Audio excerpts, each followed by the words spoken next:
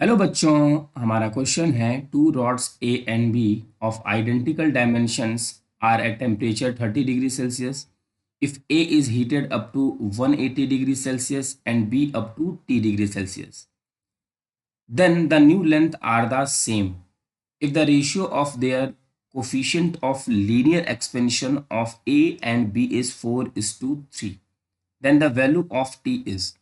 तो देखिए बच्चों, हमारे पास दो रॉड है। दोनों ही रॉड कैसी हैं? आइडेंटिकल है। दोनों ही रॉड हमारी आइडेंटिकल है, मीन्स इन दोनों की लेंथ क्या है? सेम। L1 और L2 जो है हमारे पास वो है सेम। दोनों का जो अल्फा मीन्स लीनियर एक्सपेंशन जो है वो अलग अलग है। कोफिशिएंट ऑफ लीनियर एक्सपेंशन इसका अल्फा 1 और इसका अल्फा 2, और ये अल्फा 1 अपॉन अल्फा 2 गिवन है 4/3। इन दोनों का टेम्परेचर बच्चों इनिशियली क्या है? 30 डिग्री सेल्सियस, इसका भी है 30 डिग्री सेल्सियस। जो इसका फाइनल टेम्परेचर मीन्स कहाँ तक इसको किया गया है? 180 डिग्री सेल्सियस तक, और इसको T डिग्री सेल्सियस तक। हमसे पूछा गया है कि अगर इन दोनों की जो नई लेंथ है वो सेम होगी तो इस T की वैल्यू कितनी होगी? मतलब ये बच्चों कि उनमें जो एक्सपेंशन आ रहा है, मतलब उनकी लेंथ में जो चेंज आ रहा है बाय इंक्रीजिंग द टेम्परेचर, वो कैसा होगा? सेम। तो ये लिख सकते हैं सेम एक्सपेंशन।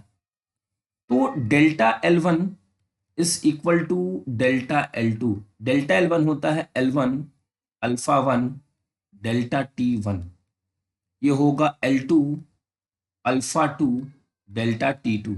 L1 L2 तो इक्वल है, तो ये कैंसिल आउट हो जाएंगे, यहां से कैंसिल आउट। उसके बाद अल्फा 1 अपॉन अल्फा 2 लिखा जा सकता है, और ये delta T2 upon delta T1 लिखा जा सकता है। ये होगा 4/3। डेल्टा T2 क्या है? डेल्टा 2 ये है T-30 और ये हो जाएगा 180 - 30 ये होगा 4/3 T-30 और ये हो जाएगा 150। यहाँ से बच्चों ये 50 कैंसिल, तो ये हो जाएगा 4 × 50 इज इक्वल टू T-30। यहाँ से हमारा 4 5 20 means 200 plus 30 is equal to T, तो T is equal to 230 degree Celsius. तो हमारे इस क्वेश्चन का आंसर होगा 1।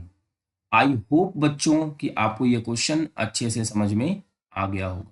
Thank you.